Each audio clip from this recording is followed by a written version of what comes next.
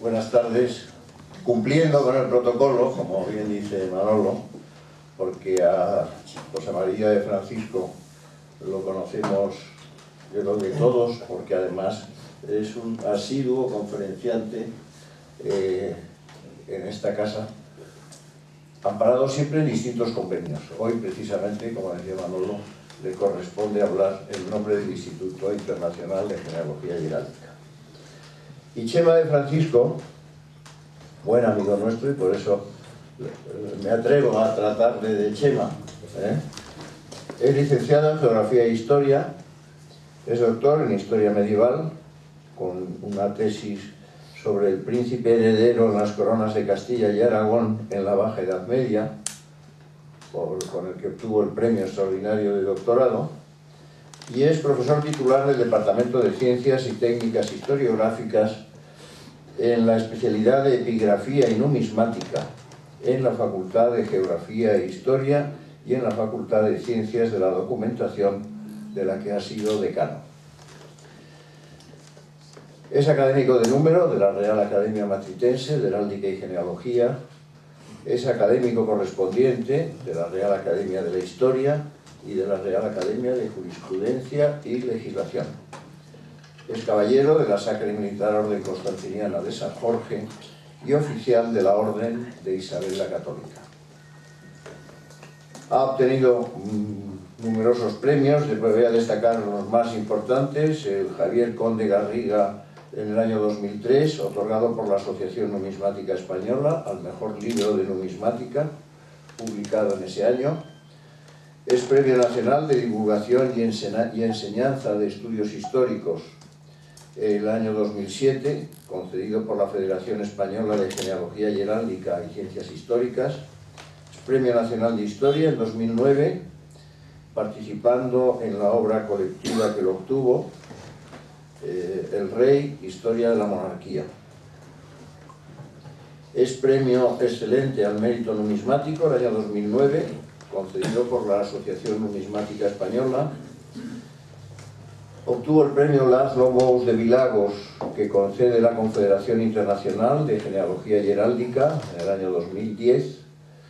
Es vocal del Consejo de Cultura de la Comunidad de Madrid y director académico del curso online de Genealogía y Heráldica que imparte la Fundación Cultural Hidalgos de España.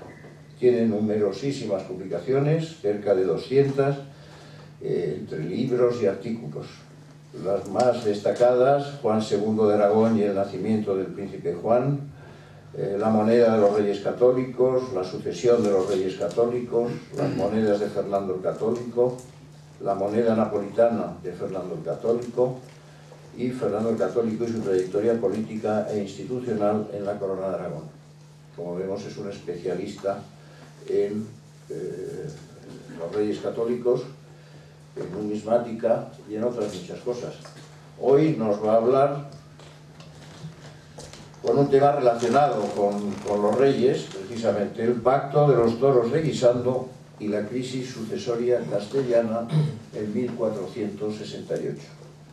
Así que yo creo que sin más preámbulo, Chema, tienes la palabra. Bueno, primero, muchísimas gracias, como siempre, de estar aquí para dar esta conferencia, que además yo creo que es la que doy más relacionada realmente con mi investigación y con mi tesis doctoral, con lo cual he revivido esos años de hacer la tesis, que es siempre muy gratificante. Y también ser el primero dentro de este convenio de colaboración que se ha citado por el presidente con el Instituto Internacional de Genealogía y Heráldica, que yo creo que va a dar muy buenos resultados. Y bueno, ya ven que, como han dicho que son amigos, pues la presentación está relacionada con ello. Una vez dicho esto, vamos al tema.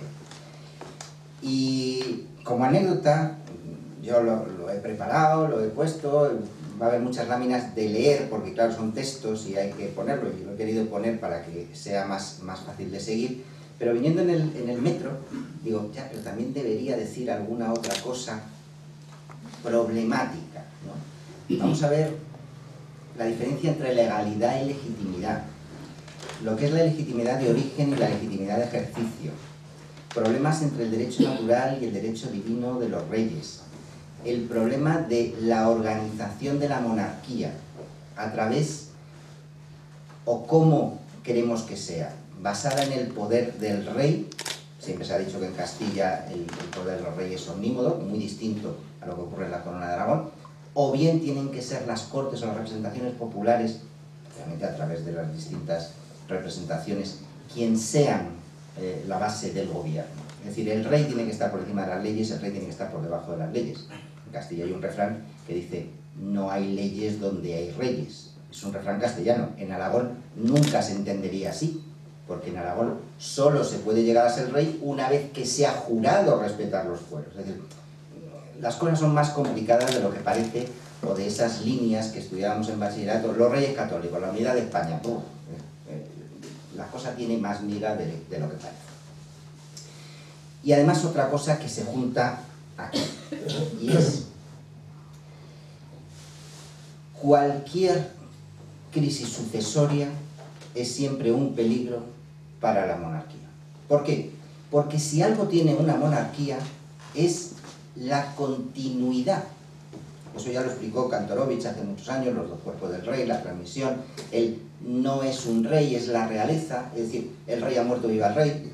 Entendemos que no es una persona, sino una corporación por sucesión, que es lo que se suele llamar. Y por tanto, lo que da continuidad a la monarquía es que no se ponga en duda esa continuidad. Si se pone en duda esa continuidad, pierde esa garantía. Porque ¿quién puede decidir quién tiene razón si es un derecho divino de los reyes? ¿Quién puede deponer a un rey? Pensemos, es decir, ya lo decía San Isidoro en su época, decía: res eris recte facies, non facies non eris. Es decir, eres rey si obras rectamente, si no, no lo eres. Es decir, hay un derecho a deponer a un rey, sí, pero ¿cómo se articula?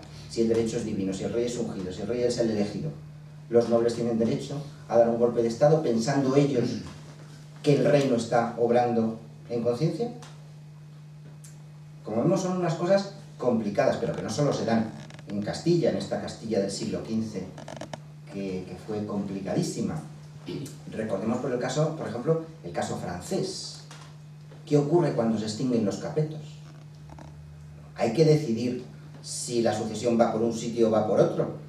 Eso no está escrito en ningún sitio. A partir de ahí se va escribiendo y se convierte en ley. ¿Qué ocurre cuando en Inglaterra, en el siglo XIV, se le pone a Ricardo II? ¿Quién decide quién es el heredero de Ricardo II? Lo decide el Parlamento. Es la primera vez que el Parlamento dice: no, no es este, es este. Pues ya te pones en manos del Parlamento para siempre. ¿Qué es lo que ha ocurrido en la monarquía británica? En la monarquía británica, siempre que ha habido una crisis sucesoria, ha sido el Parlamento el que ha dicho quién es el rey. Como vemos, es una cosa complicada y que se va a juntar todo aquí. Y además quería hacer una reflexión sobre los historiadores profesionales, que en esto pienso, digo, somos un poco como los economistas. Los economistas siempre dicen: hombre, esto se veía venir, esto está claro, esto no sé qué. Digo, ya, pero proyecciones al futuro no aceptáis ni una. Dicen, es muy fácil explicar lo que ha pasado, pero decir lo que va a pasar es muy complicado. Entonces los historiadores, claro, hacemos la historia a través de unas fuentes, de lo que nos ha llegado, de unos documentos, de unas crónicas, tal. Pero es que, claro, sabemos lo que ha pasado. No es lo mismo saber lo que ha pasado que estar en el día a día y decir qué va a pasar mañana. Es como la diferencia entre unas memorias y un diario. Cuando todos los grandes políticos, historiadores, no sé qué, escriben unas memorias, la escriben después de lo que ha pasado. Y por tanto están o justificándose, o explicándose, o diciendo: ¿veis cómo tenía razón? Mientras que cuando alguien escribe un diario, está diciendo lo que ha pasado ese día, sin saber lo que va a pasar el día siguiente. Si uno lee, por ejemplo, los diarios de Alcalá Zamora, pues son muy interesantes, porque claro, Alcalá Zamora está contando lo que le está pasando a él día a día, sin saber lo que va a pasar dentro de 3 días. Mientras que unas memorias se hacen de otra manera, ¿no? Pues en el caso del documento del Pacto de los Toros de Guisando pasa un poco lo mismo. Parece que es la piedra angular jurídica base de que Isabel la Católica llegara al trono y de toda la gran posterior reinado de los Reyes Católicos. Bueno, pues eso es así, porque al final los Reyes Católicos ganaron. Pero si no hubieran ganado, hubiera sido papel mojado, igual que fue Valdelozoya, o igual que fue la sentencia de Medina del Campo, igual que fue otros muchos. Es decir, que no nos pensemos que cuando se hace un papel, un acuerdo, un convenio, aquello se convierte en una especie de constitución que todo el mundo va a aceptar y que todo el mundo va a hacer. No, en la Edad Media la fuerza de la ley estaba sesgada por la fuerza de las armas, la fuerza del poder de cada uno. A veces se llegaba a un acuerdo y el que no estaba muy de acuerdo decía, bueno, hasta la siguiente vez, a ver si yo puedo imponer lo mío. De hecho, fíjense que incluso se llegó a dudar de la existencia del Pacto de los Toros de Guisando, porque no se conserva el original. Esto es una cosa que se sabe poco, porque claro, todo el mundo, todos los cronistas, desde el principio hablaban del pacto, pero no tenemos el original del Pacto de los Toros de Guisando.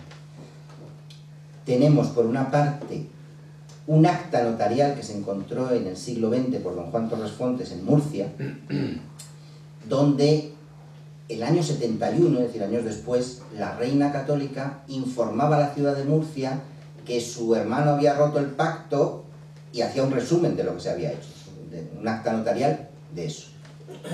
Y luego, en la Biblioteca Real había una copia que utilizó Martínez Marina en 1813, todo eso lo pongo, luego lo vemos, pero tampoco es el original. Lo más original que hay se encontró hace años, porque claro, el siglo XX ya va pasando, pero fue en los años 70 del siglo XX, se encontró la copia que se llevó el Marqués de Villena. Y se encontró, ¿dónde? En el archivo de la Casa de Villena, en el archivo de Frías. Y esa es la que se publicó y la que parece ser que es el pacto, porque los Toros de Guisando, ya llegaremos, tiene dos actos. La firma del pacto el 18 de septiembre, en una mesa con 6 personas, y luego los actos públicos del 19, que era poner ante la población el contrato que se había firmado el día antes. Pero bueno, con esto quería enmarcar un poco para que vieran el problema del documento que vamos a tratar, y lo que he intentado es, precisamente para no hacer a priori, he intentado hacer una conferencia cronológica, es decir, ¿qué está pasando en cada momento? No nos adelantemos y decimos, y esto va a ser y va a significar, no, ¿quién hace qué y por qué hace qué? Y para eso nos tenemos que retrotraer unos años antes al pacto. Y el problema es, ¿qué va a pasar con la sucesión al trono castellano? Y aquí ven el árbol genealógico, que siempre es donde mejor vemos las cosas. Ahí tenemos a todos los protagonistas, he intentado poner cuándo muere cada uno y años de vida de otros protagonistas para que veamos exactamente qué es lo que está pasando. Vean ustedes, en general, este pequeño árbol, obviamente he quitado gente que no nos interesa, todos los hermanos menores de Juan II, pues como están después de Juan II, pues no nos interesan para este tema, y así seguimos. Pero todas estas personas, digamos, están en lo que podría ser la lista. Si una monarquía tiene un derecho sucesorio claro, y esto es cada 5 o 6 años en Gran Bretaña se publican los 100 primeros en la lista de la sucesión al trono. Ya está, quiero decir, todo el mundo sabe dónde está. Bueno, pues en 1453, es decir, en el año antes de morir el rey Juan II, la cosa está como les pongo. Desde 1440, el príncipe heredero, Enrique, el famoso Enrique IV posteriormente, lleva casado con su prima Blanca de Navarra, sin hijos. Sin hijos. Y por tanto, digamos que es una línea parada. Luego están sus 2 medios hermanos. Alfonso, que va a nacer en noviembre del 53, y Isabel, que ha nacido en 1451. Esos son los únicos vástagos que quedaban de la rama castellana de los Trastámara. Si se agota esa rama, hay que ir a la Navarra, a la aragonesa Navarra. María, la hermana de Juan II, se casó con Alfonso V y no tuvieron hijos, y los dos mueren en 1458, con lo cual era una rama que tenía trascendencia, pero no descendencia. Y por tanto hay que ir a la siguiente, y el siguiente es el famoso Juan II. En ese momento no Juan II de Aragón todavía, sino Juan II de Navarra. ¿Y qué descendencia tenía Juan II de Navarra? Pues de su primera mujer, el famoso Carlos de Viana, y de su segunda mujer, a Fernando el Católico. Por tanto, como ven, en 1453, antes de morir Juan II, la sucesión era esta porque están vivos, pero hay que tachar a los que no tienen sucesión. Con lo cual, la sucesión por la rama aragonesa está bastante cercana. ¿Qué ocurre en mayo de 1453? Pues en mayo de 1453, en vista de que no ha tenido hijos durante todos estos años, Enrique IV consigue la anulación de su matrimonio. Fíjense, mayo del 53, todavía no había nacido su medio hermano Alfonso. Alfonso nace en el noviembre del 53. La única media hermana que tenía todavía era Isabel. ¿Motivos de la anulación? Bueno, pues se dice que tenía un maleficio que le impedía consumar el matrimonio solo con Blanca, que con las demás mujeres no tenía ningún problema. De hecho, ya digo, hubo el testimonio de varias prostitutas segovianas que decían que no había ningún problema con él. Fue una anulación también que le hizo por un arcediano de Segovia. Una anulación de un matrimonio real por un arcediano de Segovia. Bueno, las cosas que se hacían en aquella época. Si al final todo salía bien, pues salía bien, y si no, pues siempre podías decir que había un defecto de forma y entonces pues ya veríamos lo que ocurre. En cualquier caso, el motivo que se da para la anulación, además de todo esto, es decir, tiene que casarse y tener descendencia. No me voy a meter aquí en lo de si es verdad, si es mentira, si tal o cual. Eso a nosotros nos da igual. Ya hizo una gran obra Marañón. ¿Y qué vamos a decir del doctor Marañón? Que era muy listo, que lo sabía todo y que llegó a la conclusión de que era esto.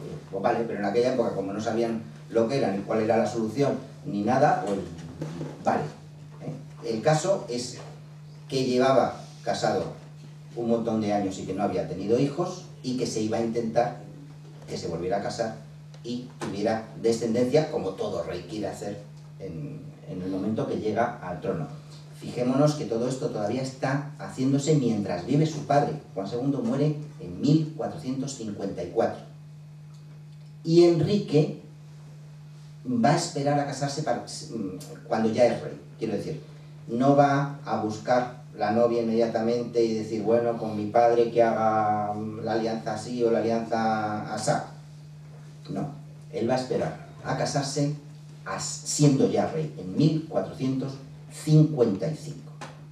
Y va a buscar la alianza portuguesa.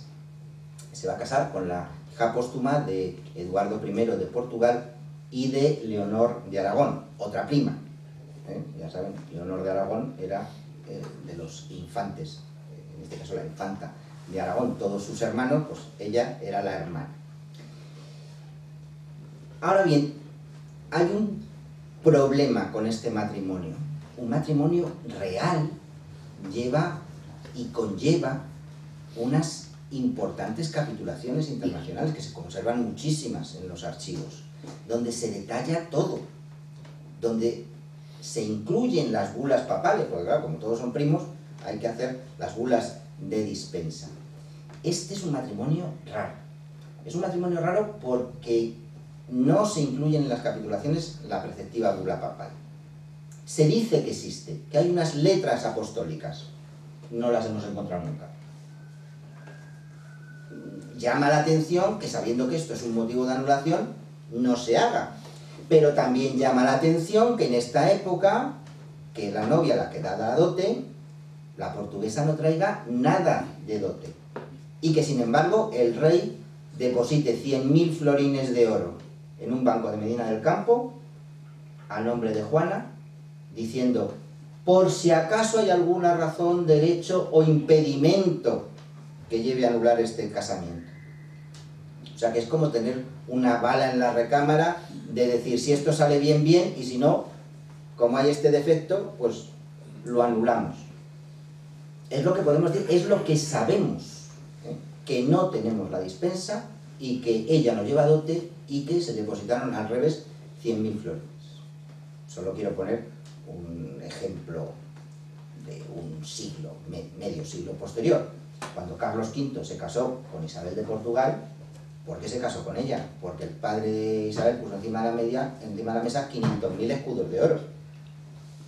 No se habían visto en la vida, pero como sabemos que Carlos V siempre estaba a la cuarta pregunta, dijo, ¿quién tiene el más oro del mundo? El rey de Portugal. Pues me caso con el rey de Portugal. Luego se enamoraron y vivieron felices y comieron perdices. Pero fue literalmente así.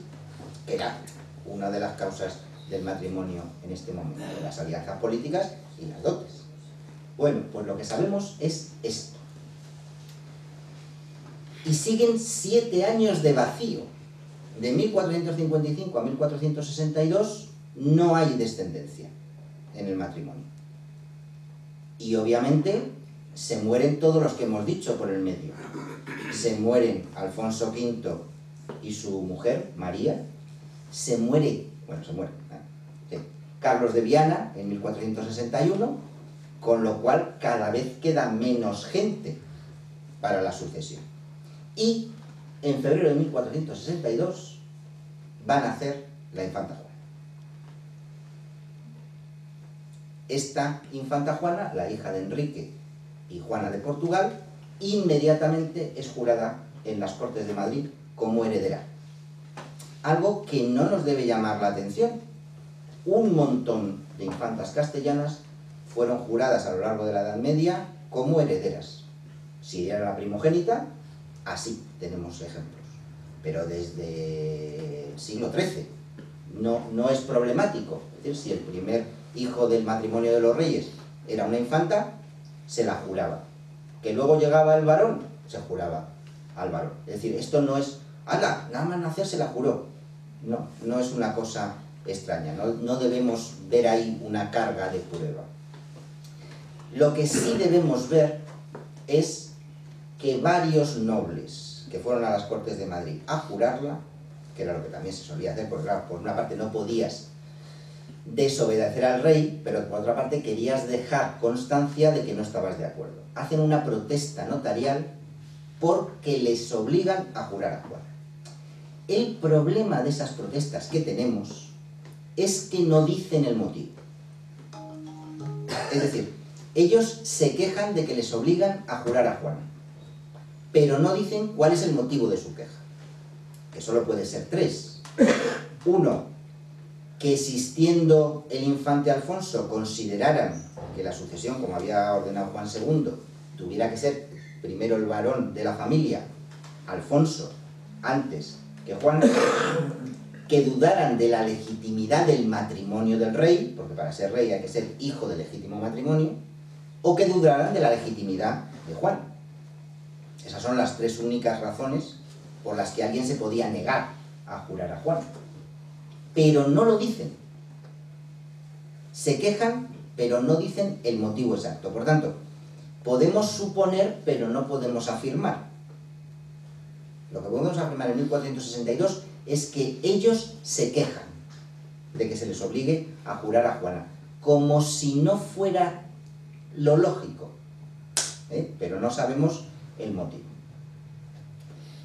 Por tanto, la sucesión en Castilla queda, como vemos, la infanta Juana, el infante Alfonso, que pasa a ser el segundo, que recordemos que en el testamento del rey Juan II, el infante Alfonso es nombrado desde su nacimiento administrador del Maestrazgo de Santiago, que tendría que tenerlo cuando cumpliera 14 años, que se le nombraría también condestable de Castilla cuando cumpliera 14 años, y además se le da un gran patrimonio de ciudades y de rentas. Es decir, se le crea un gran infantado que puede entenderse, como se creó otros infantados para otros hijos menores, pero además se le añadieron el Maestrazgo de Castilla, que era en rentas y en poder militar lo mayor que había en Castilla, y además el cargo de condestable.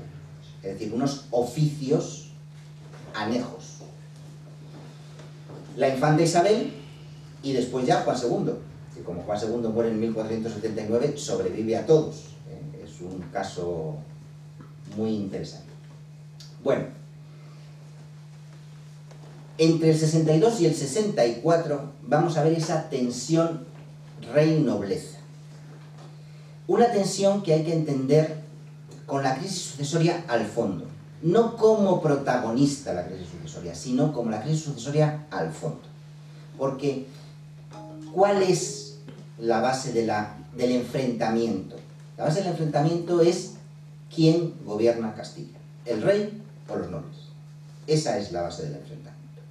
Pero los nobles se aprovechan de la debilidad del rey de la única manera que le pueden meter mano, que es a través de la sucesión. Que lo que se supone que no tiene problemas, ellos le ponen problemas. Pues veamos, digamos de nuevo, la cronología, porque es la que nos da realmente por qué cada quien o quién está en cada lado. El rey busca casar a la infanta Isabel con el rey de Portugal. Eso se sabe que lo hace en abril. Y la Liga de Nobles se opone frontalmente a ello. Villena, Girón, su hermano, Juan II, Fonseca, Zúñiga, y se le acusa, que es que están los papeles, de querer matar al infante Alfonso y de mandar al extranjero a la infanta, cuando son los herederos de estos reinos. Y lo ponen los papeles. No dicen que la infanta Juana sea lo que sea, sino que Alfonso y Isabel son los herederos de estos reinos. Y se levantan en armas, porque aquí todo el mundo inmediatamente se levantaba en armas. Porque además, una de las cosas que a los nobles les gusta menos es que uno de ellos suba en detrimento de los otros. Y claro, en ese mismo momento es cuando el rey concede el maestrazgo de Santiago a Beltrán de la Cueva, alegando que su hermano es pequeño, alegando que se necesita tener a un hombre con experiencia en tal no sé qué, pide al Papa la dispensa y se nombra a Beltrán de la Cueva, el supuesto padre de Juana la Beltraneja, como se decía años anteriores, digamos, como recompensa a sus servicios. ¿Qué servicios? Bueno, pues siempre cada uno que piense lo que quiera. Entonces, en el manifiesto del 28 de septiembre del 64, los nobles le dicen al rey de que es la primera vez que tenemos este dato, de que él sabía que Juana no era hija suya. En noviembre del 64, dentro de este enfrentamiento, piden al rey que se les entregue a la Liga de los Nobles a los dos infantes, que son los verdaderos herederos, y que se destituya del maestrazgo de Santiago a Beltrán de la Cueva. Este es un punto de no retorno. Aquí el rey tiene que tomar una decisión. O mano dura o mano blanda. Yo soy el rey, yo soy quien mando. O vamos a negociar. Y él decide negociar. Con lo cual, digamos que a partir de ahí todo es cuesta abajo. No tiene capacidad de negarse a seguir negociando. A finales del 64, el rey se rinde. Es decir, les ofrece un pacto a los nobles. Les dice que se casen Alfonso y Juana, tío y sobrino, algo que se ha hecho muchas veces en las grandes casas y en las crisis sucesorias. Es decir, cuando la sucesión es masculina, que se va de la línea general, dicen, bueno, sí, la sucesión tiene que ir por ahí, pero la heredera económica, digamos, que se case con el heredero nobiliario y se mantiene la casa. Eso es lo que dice el rey. Y los nobles dicen, sí, sí, pero al revés. Que primero se jure como heredero a Alfonso, no que se les jure a los dos como reyes, que primero se jure como heredero a Alfonso y que luego se case con Juana. Como dejando muy claro que el heredero es Alfonso. Y el rey traga. Y el rey le quita el maestrazgo a Beltrán de la Cueva. Y se lo da al infante, pero como es pequeño, la administración pasa a Villena. Que ya sabemos que Villena va a estar en todos los fregados, don Juan Pacheco. Y va a ir cambiando de bando sin ningún problema. Es decir, pues decimos, ¿cuál era la línea política del marqués de Villena? Pues la línea política era qué consigo más en cada momento. Y me da igual estar con el rey, que estar con la infanta, que estar con el infante, que estar con cualquiera. Porque es que lo tenemos en los papeles, no es que yo quiera decir una cosa u otra.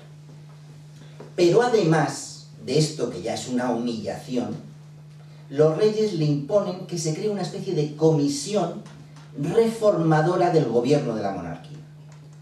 Hasta ahora es que se ha gobernado mal, estamos mal, no sé qué. Vamos a hacer una comisión de reforma de la monarquía.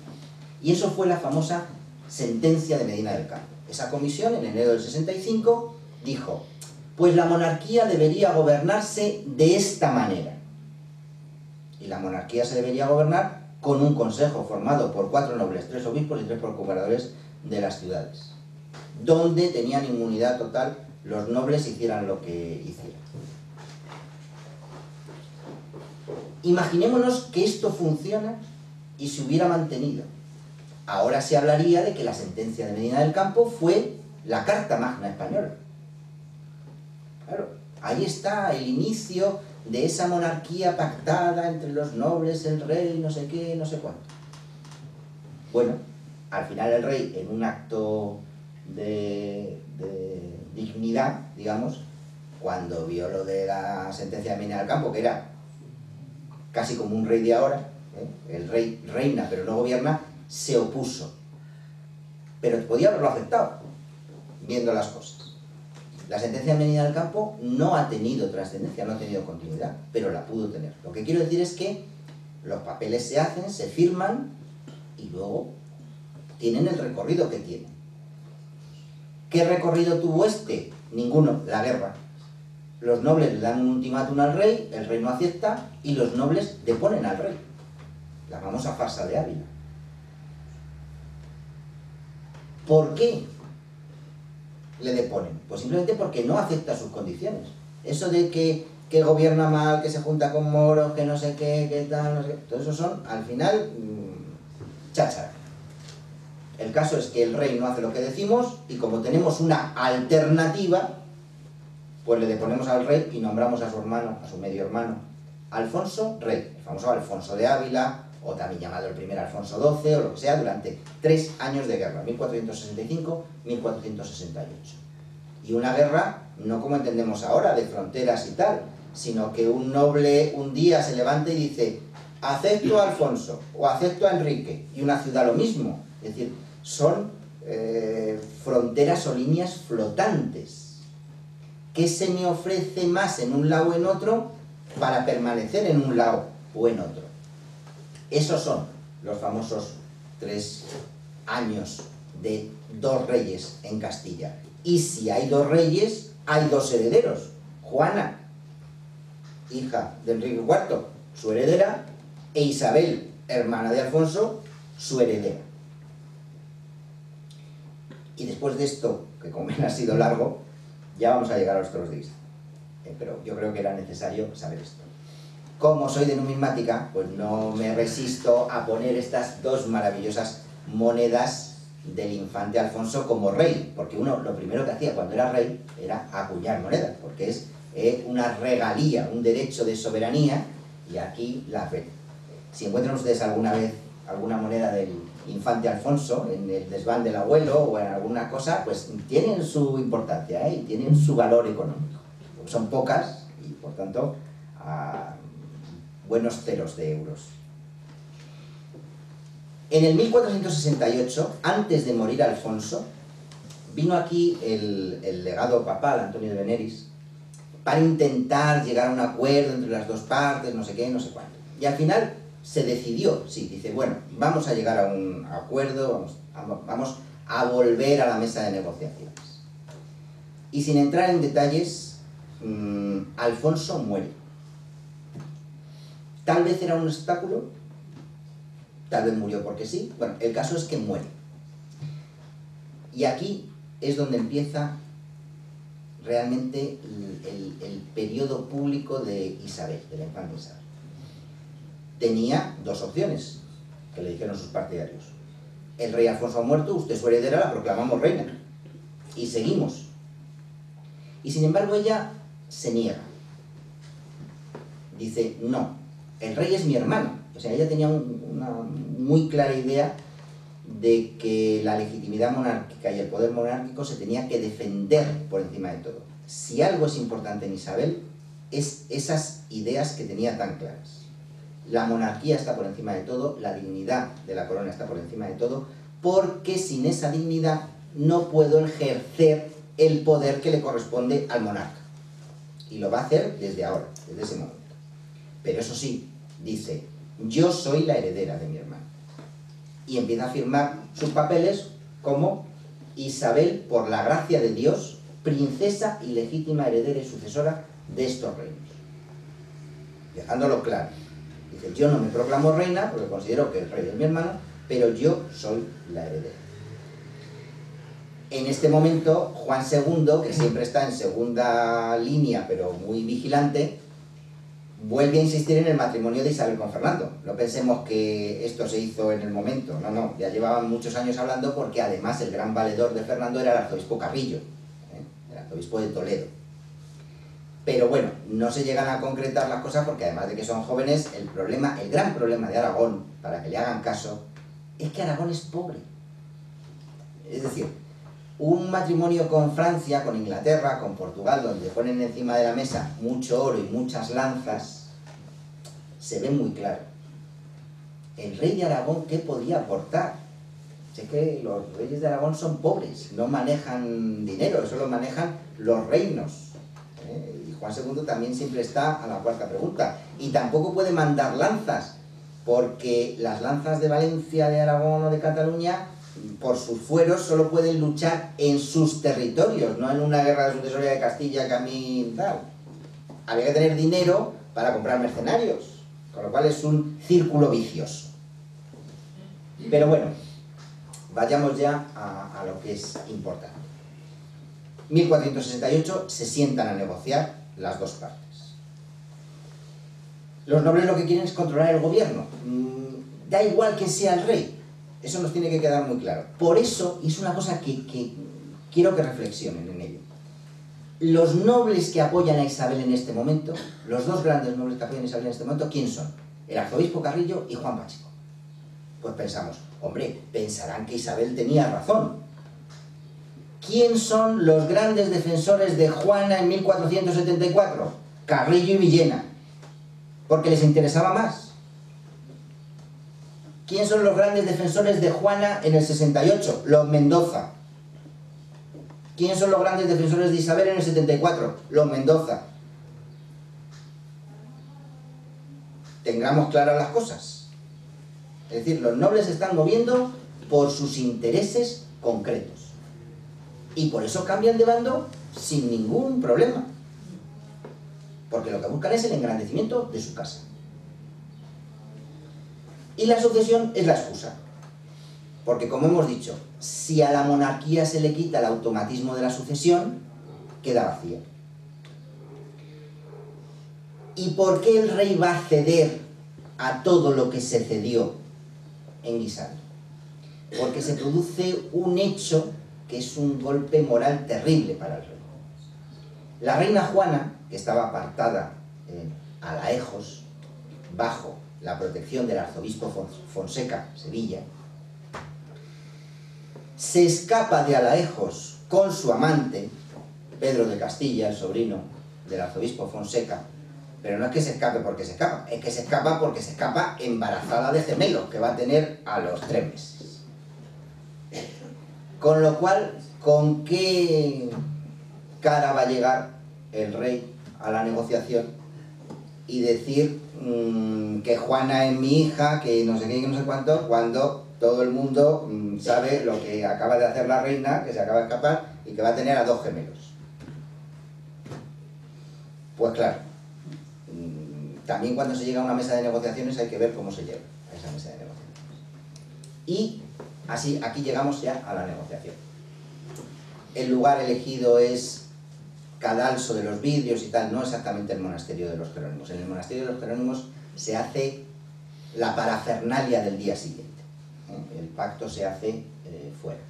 Y los protagonistas, ya digo, de las conversaciones, de las primeras conversaciones, serán por el rey Andrés Cabrera, el conde de Benavente y el conde de Plasencia, y por Isabel, lo que les decía, el arzobispo Carrillo y Villena, que ya es maestre de Santiago, ya lo consiguió, porque cuando Alfonso se convirtió en rey, claro, ya Alfonso no podía ser maestre de Santiago, porque si era el rey. Entonces, ¿qué le da a su mayor consejero en ese momento? El maestrazgo de Santiago, con lo cual él está feliz y contento como maestre y ya todos sus documentos lo firma como maestre. Pero repito, esto es algo coyuntural. Por ejemplo, antes de terminar la firma, Carrillo se fue, porque como Carrillo era el gran defensor del matrimonio con Fernando, como veía que eso no iba a llevar al matrimonio con Fernando, él se retira, y como es el arzobispo de Toledo y tiene rentas y lanzas, se retira a su castillo y dice, ya me llamarán. Pero bueno, en cualquier caso, el texto del acuerdo es del 18 de septiembre, aquí les cuento lo que les he dicho antes, que no existe el original, que existe un acta notarial, esto no quiero repetirlo, y lo que quiero es que veamos claro algunas de las cosas que se dicen en ese documento. Y lo primero es que se dice que se quiere que llegara a la paz, lo que siempre se dice, pero proveer que estos reinos tengan sucesor legítimo en el linaje del rey y la infanta, sin citar para nada a su hija Juana. Claro, después de lo que ha pasado, ahí está. E inmediatamente se dice que la princesa Isabel sea tenida por primera heredera y sucesora.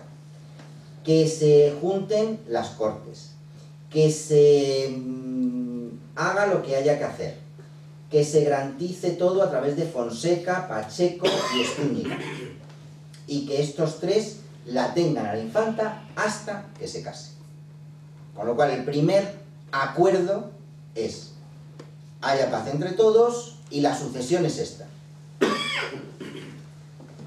El segundo, que se convocarán cortes, que le dará territorios, que le dará rentas, pero que tiene que estar en la corte con su hermano hasta que se cumplan todas las formalidades legales, que se dice que se hagan en 40 días, etcétera, etcétera. Vale. Que todas las posesiones, relaciones, juramentos que se hayan hecho a ese momento, que ya no valen, que a partir de ahora el legado y el Santo Padre eximen a todos de los juramentos que se hayan hecho anteriormente, de Alfonso, de Enrique, y a partir de aquí tabla rasa. Es decir, todos los que juraron, por ejemplo, a Juana como heredera en las cortes, oiga, que yo he jurado, está usted libre del juramento. A eso he llegado yo, que soy el legado pontificio, y lo traigo. Luego aquí es territorios. Medina, el Principado de Asturias, Ávila, tal. Es decir, dinero y territorios, para mantener una casa digna. Este es el gran problema, este punto. La infanta se casará con quien diga el rey, con el consejo, por supuesto, de los tres garantes, Fonseca, Pacheco y Plasencia. Siempre y cuando Isabel acepte. Es decir, esto es casi un sudor. El rey el rey debe proponer a Isabel el novio, con consejo de los tres nobles. Pero Isabel se puede negar. Pero esto es un círculo vicioso, porque te digo, Eduardo de Portugal, no. El duque de Villena, no. Y así podemos seguir hasta tal. Es decir, pero ella no puede proponer. Es decir, el que propone es él, el rey Enrique. Y ella debe decir sí o no. Y ya digo, esto puede ser un círculo vicioso hasta que terminemos. Y claro, este va a ser al final el gran problema.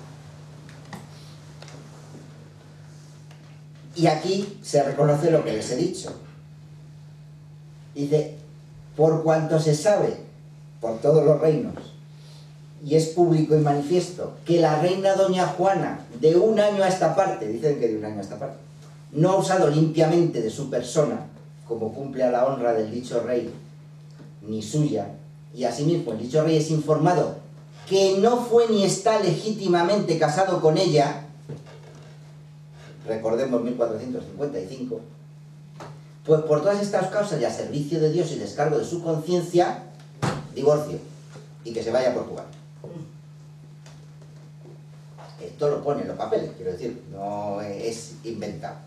Podemos pensar que se carguen más las tintas o que no se carguen más las tintas, pero es lo que se dice. Y se dice que la reina se irá con su hermano, el rey de Portugal, y que la hija de la reina se quedará en Castilla. Recordemos que la hija de la reina, la infanta Juana, está en poder de los Mendoza, que son sus grandes valedores, para que el rey decida pues qué se hace con ella, cómo se casa, todo lo que queramos, ¿eh? Pero la reina se tiene que ir a su casa y la hija de la reina, como se dice en estos documentos, pues ahí se queda. Bueno, esto es los toros de Guisando. Luego se dice pues que se firmarán, se sellarán, etcétera, etcétera, etcétera. Y creemos que al menos hubo 5 copias del documento para el rey, para la princesa y para los 3 garantes, ¿eh? El maestre, el arzobispo y el conde de Plasencia, de las cuales, reitero, solo nos ha llegado la de Villena, pero no tenemos por qué dudar de ella. Es decir, se hizo en el momento, es lo que es, luego que te guste o no te guste, o después tú has tomado el partido que hayas querido tomar, pero en principio lo que se decidió, se decidió.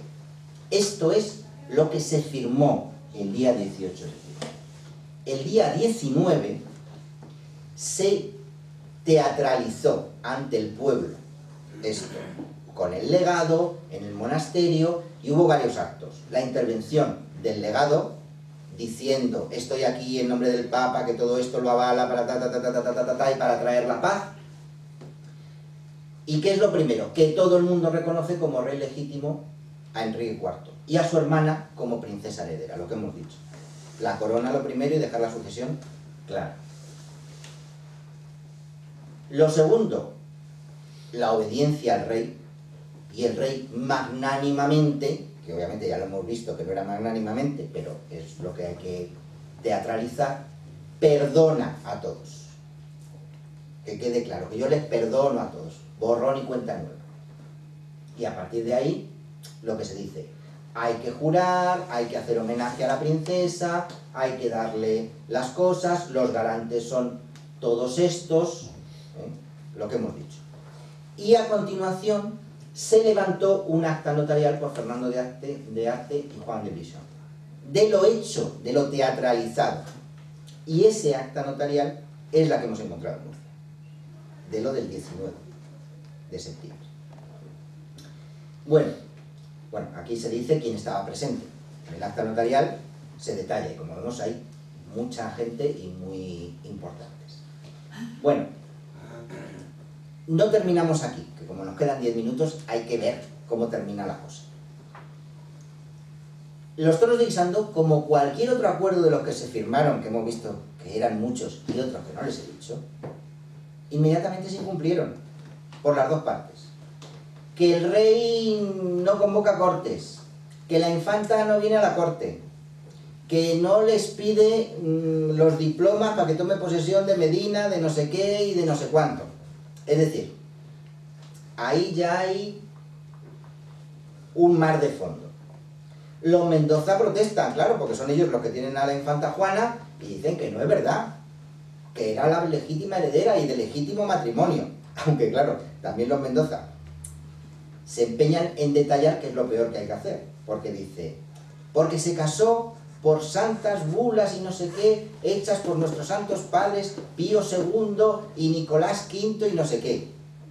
Y dices, ya, pero si se casó en época de Calixto III, usted me dirá que pinta una bula de Pío II o de Nicolás V. Pero ellos lo dicen, ¿eh? No sé si tendrían esas bulas o las falsificaciones o lo que fuera, pero que llama la atención. Digo, vamos a ver, pero bueno, eso es otra cosa. En cualquier caso, Carrillo, que ya sabemos que es pro-aragonés, se aleja de la corte, y el que es el gran ganador es Villena, porque tiene por una parte a Isabel, que la tiene en sus dominios del Maestrazgo de Santiago, y por otra parte se ha vuelto con el rey, que le coloca como una especie de primer ministro, porque le vende su plan. ¿Cuál es el plan de Villena? Que tenemos papeles. Dice, no se preocupe usted, majestad. Isabel, que es su heredera, la casamos con Alfonso V de Portugal. Vemos que es reiterado el casarla con Alfonso V de Portugal, que era un señor ya mayor y con hijos, con lo cual dices, no va a tener hijos. Y al hijo y heredero de Alfonso V, el príncipe Juan, lo casamos con la infanta Juana, vuestra hija, y se les dan los derechos de herencia en Castilla. Es decir, usted ha reconocido a su hermana como heredera, pero se va a heredar Castilla a través de su hija. Bueno, era su plan para recuperar al rey. ¿Quién era el gran perjudicado de esto? Además de Isabel, que bueno, un matrimonio de esto, pues bueno, lo que sea. El gran perjudicado era el que se le quitaba de la lista de sucesión, es decir, Juan II de Aragón. Porque claro, dices, oye, si Juana no es hija del rey, ¿por qué hay que darle derechos sucesorios? Porque si Isabel no tiene hijos y Juana no es, al que le tocas a mí. Es decir, el partido aragonés de Castilla es el que estaba en contra de este pacto. Y entonces, ¿qué hace Villena? Pues Villena lo que dice es, no se convoquen cortes para jurar a Isabel hasta que no acepte casarse con Alfonso V. Y las cortes se convocan y no la juran. Con lo cual, ya está, ya tenemos el lío. Ahí se habla, llegan embajadores portugueses y la infanta se entera de que se dice, se casará con Alfonso V por grado o por fuerza. Y en ese momento Isabel ve que se tiene que ir de ahí y, digamos, escapar con lo que sea. Pero, digamos, para guardar las formas se le promete un segundo matrimonio, o se le ofrece un segundo matrimonio con el hermano pequeño de Luis XI, con el duque de Guyena. Antes duque de Berry, luego duque de Normandía, el duque de Guyena. Pero ella vuelve a decir que no. Isabel en ese momento ya ha decidido casarse con Fernando. Y luego ella lo explica diciendo que considera que es el príncipe idóneo para Castilla. Pero de forma política, ella al fin y al cabo no conoce a Fernando, no sabe si es guapo, si es feo, si es bueno o si es malo. Pero ella considera que dentro de las posibilidades de matrimonio de la reina de Castilla, la mejor para el futuro es Fernando. Y de hecho, en marzo del 69, mientras que está todo este jaleo, ella firma las capitulaciones de Cervera, las capitulaciones matrimoniales, donde se ve claramente quién manda. Son leoninas. Leoninas.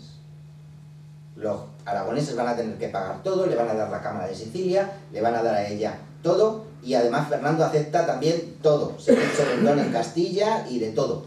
Pero Juan II, que siempre tenía mucho ojo en estas cosas, decía, lo importante es casarse. Después ya veremos, pero lo importante es casarse.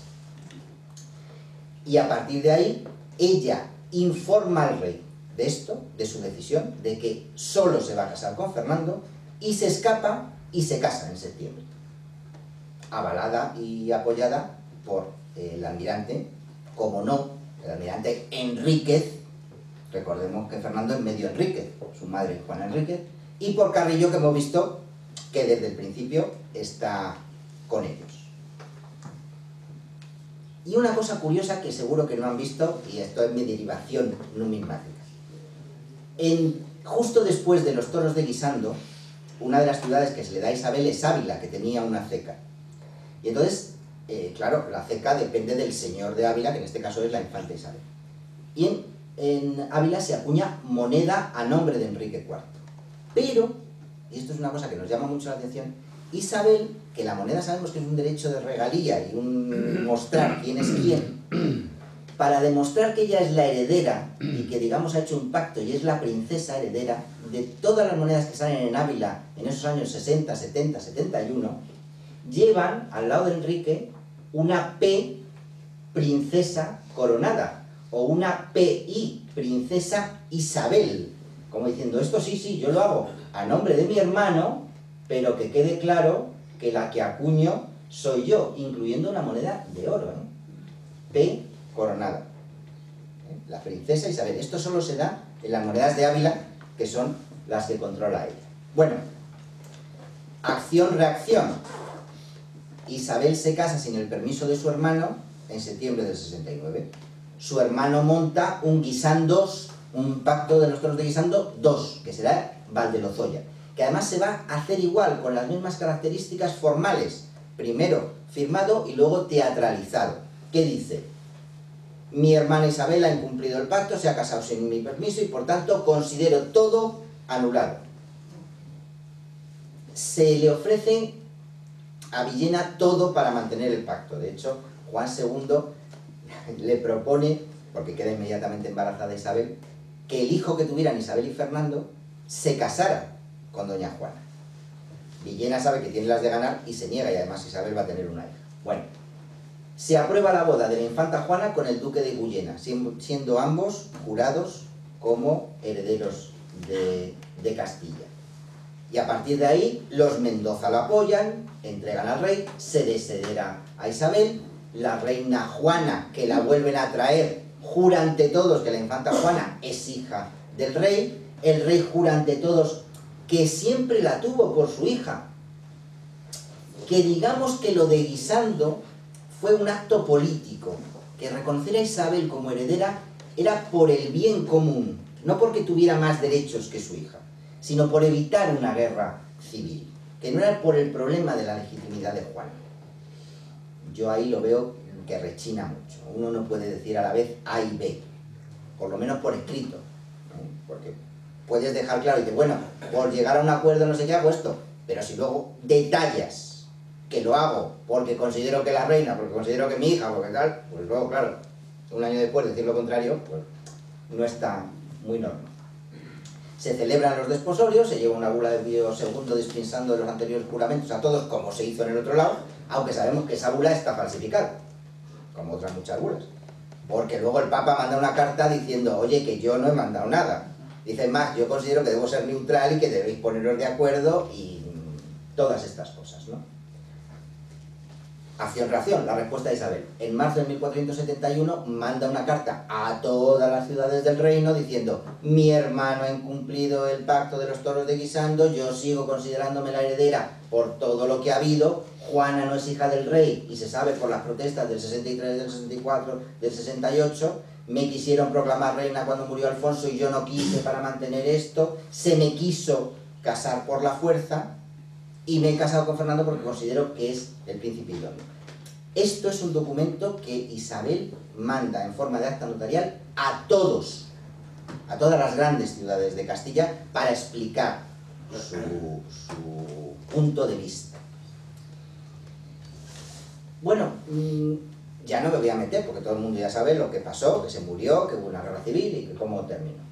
Pero lo que quiero reflexionar a partir de ahí, que es lo que les he dicho al principio, es que si el rey lo es por derecho, en ese caso un derecho divino, reglamentado, en nuestro caso en las partidas, que ya estaban aceptadas, no se aceptaron cuando se hicieron, pero ya estaban aceptadas, si hay dudas, ¿quién es el árbitro? El problema de decir, bueno, pero Juana era hija o no era hija de Enrique, me da lo mismo. Imagínense que ahora cogiéramos su cadáver, que no existe, porque desapareció en el famoso terremoto de Lisboa, hacemos el ADN y decimos, pues sí o pues no.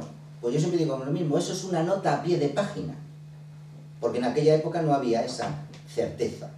Y sin embargo lo que había era dudas, y como son dudas que no se pueden resolver, es como el cristal. Si tiene una grieta, por muy pequeñita que sea, ya está, ya tiene una grieta. Entonces, lo que podemos decir es que casi desde el momento de su nacimiento había dudas sobre su legitimidad. ¿Que eso fue aprovechado por los nobles? Pues claro que sí. Pero no podemos decir más, ¿eh? Y aunque lo dijéramos, no serviría de nada, porque lo decimos 500 años después de lo que ocurrió. Y ese es el problema de la debilidad del rey con los nobles.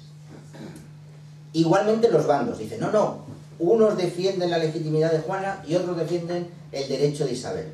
Pues no, porque un día defiende una cosa y al día siguiente la contraria. Sí, los nobles no se mueven en este caso concreto porque ellos piensen que alguien tiene más derecho que el otro al trono de Castilla, sino solo por sus intereses personales, lo reitero. Y lo más importante es que aquí estaba en juego el futuro de la monarquía. Iba a ser una monarquía como la que luego fue, es decir, una monarquía autoritaria donde el rey tiene todo el poder, o iba a ser una monarquía la aragonesa donde se crearían unos consejos, unas cortes, una tal, donde vaciarían de poder a la monarquía. La victoria de Isabel llevó a la monarquía autoritaria que todos conocemos del finales del siglo XV, del XVI, del XVII, de Castilla, de Castilla. Eso debemos tenerlo claro. Es decir, lo que se jugaba era eso y no otra cosa. Y lo que yo creo que debemos reconocer a Isabel, sobre todo, es que yo creo que es la que más clara tenía la idea de todos, dice, si yo quiero ser reina, es para reinar, gobernar con ese derecho divino de los reyes, pactando con las cortes, con lo que sea, pero como gobernó mi tatarabuelo, es decir, con los poderes tradicionales del rey de Castilla y no ser una marioneta de los nobles como está siendo mi hermano.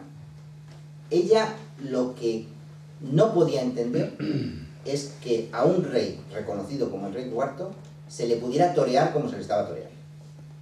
Y que un día se le hiciera firmar una cosa y que otro día se le hiciera firmar otra, y que un día tuviera un favorito y que al otro día tuviera que darle otra cosa. Es decir, yo no quiero ser ese tipo de reino. Es decir, si yo quiero defender un proyecto político, lo defiendo con estas características, que será lo que hace. Cuando vencen la guerra civil, las Cortes de 1480 es poner orden. Y empieza a quitar mercedes y empieza a quitar cosas a incluso sus partidarios. Y los partidarios lo tienen que aceptar, porque las han conseguido como las han conseguido. Por tanto, lo más importante es eso. ¿Que ella basaba sus derechos en los toros de Guisando? Sí. ¿Que luego lo van a basar todos los cronistas e historiadores? Sí. Pero si hubiera ganado Juana, hubiera basado todos sus derechos en Valdelozoya. Es decir, no le demos más importancia de la que tiene en el momento, que luego sí consiguió mucha más importancia, pero ahí el problema estaba en la legitimidad de origen. ¿Cómo se llega al poder? Hay que llegar al poder porque tienes derecho a ello. Luego está la legitimidad de ejercicio. ¿Estás ejerciendo bien el poder que has recibido o no? Esas son las dos legitimidades que hay que tener en cuenta desde los egipcios hasta nuestros días, que no se deben confundir y que a veces van unidas y que a veces no van unidas. Y solo quiero dejar estas 3 gotas para que quede claro que las cosas no estaban tan claras. Por eso digo la sombra de la duda. Cuando acaba la guerra civil, en el Tratado de Alcasovas, en 1479, la idea es vuelta al principio, para acabar con la querella dinástica, que el recién nacido príncipe Juan, hijo de los reyes católicos, se case con doña Juana. Y si ella, que dignamente decidió no casarse, tuviera que entrar en un convento de por vida. Es decir, que no abriera una rama de alternativa al rey. Y además, con los castellanos vigilando. Quiero decir, no que la metan en un convento y que entre y que salga y tal, no, que entre y que no salga más.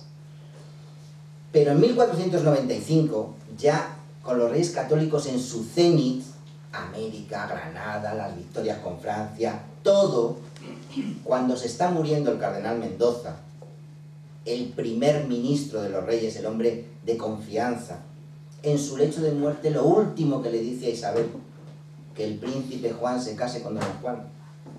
Que recordemos que los Mendoza la habían tenido siempre a su cargo y que, digamos, yo creo que tenían mala conciencia de que ellos consideraban que era la verdadera y legítima reina. ¿Qué responde la reina? No sé si lo saben. Dice, al cardenal se le está yendo la cabeza.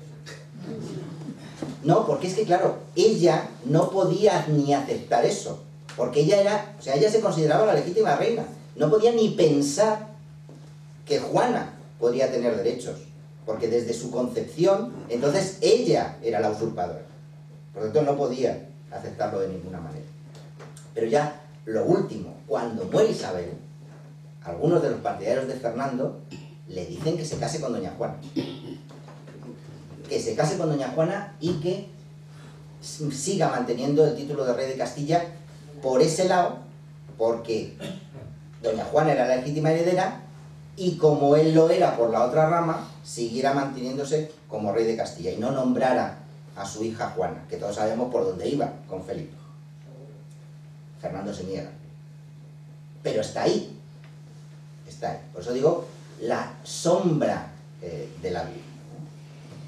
Y bueno, terminamos como empezamos. Hemos visto lo que pasaba en 1453 y aquí tenemos lo que pasó en 1474. Es decir, las dos opciones, los dos matrimonios y lo que pudo ser y fue y lo que pudo ser y no fue. Y sobre todo, he intentado desmitificar algunas cosas y sobre todo no ser, ¿cómo decirlo?, ventajista, porque sé cómo han terminado las cosas, explico cómo fueron. No, las cosas pudieron ser de otra manera. Y hay que explicar las alternativas que se pudieron tener o por qué cada persona tomó una determinada posición en un momento u otro. Y nada más, muchas gracias.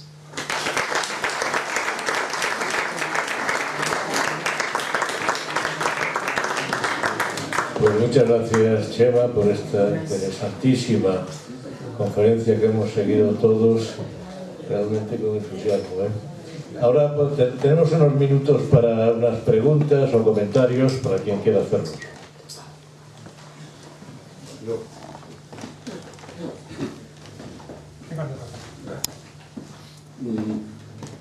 Lo que no has dicho es, o sea, lo que fue, pero fue precisamente el príncipe Alfonso con la famosa trucha.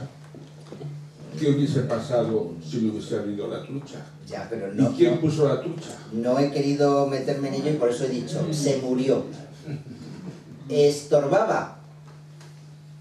Pero el caso es que desapareció, tampoco vamos a hacer historia ficción. Es decir, él murió después de cenar una trucha y bueno, pues murió. Que estuviera bien aderezada por el marqués o no, pues ya es otra cosa. Pero eso es historia ficción, ¿no? Hombre, a Alfonso sí se le podría hacer una autopsia, porque de Alfonso sí tenemos el cuerpo en la cartuja de Miraflores. Pero volvemos a decir lo mismo, es una cosa que pasó y hay que ver qué pasó el día después. ¿Y no debió ser el color de Isabel? No. Yo lo dudo. No, quiero decir, vamos a ver, como se suele decir, todo es posible, pero es probable, no. O sea, cuando hay un crimen, y todos que vemos las series de televisión, entonces hay que buscar quién se beneficia. No, ella no quiso ser reina. Claro, es decir, si ella hubiera querido ser reina, pues hubiera sido nombrada reina, hubiera seguido la guerra, tal. El que se benefició fue Villena. Claro, por eso, si hay que buscar, que yo no digo que hubiera, o sea, ya tiene bastantes cosas Villena como para que encima le carguemos un asesinato. Pero quiero decir, si hubiera que buscar al gran beneficiado, habría que buscar a Villena, no a Isabel. Primero, pero luego fue Isabel. Bueno, pero quiero decir, pero luego, pero bueno, estas cosas, bueno, son las que son. Pero por eso he querido que siguiéramos un orden muy cronológico, porque si no vamos juntando cosas y tal, dice, no, es que el día que se murió Alfonso, ¿qué pasó? Es decir, ¿se proclamó reina Isabel o se fue a negociar con Enrique? Esas son las cosas que pasaron, independientemente de todo lo que haya detrás. Pero vamos, yo pienso realmente que ahí, si alguien lo hizo, que reitero, a día de hoy no tenemos pruebas, pero es verdad que los cronistas y tal hacen mucho hincapié que murió después de cenar la trucha. Si hubiera alguna prueba, desde luego yo apuntaría a Villena clarísimamente. Pero tampoco quiero decirlo, es decir, no lo sabemos. Pero todo es cuestión de pedir un proyecto de investigación y sacarle las vísceras a Alfonso y ver si hacer CSI, no sé, hacia los egipcios y a esas cosas, pues ya está, ahí está. ¿Alguien más?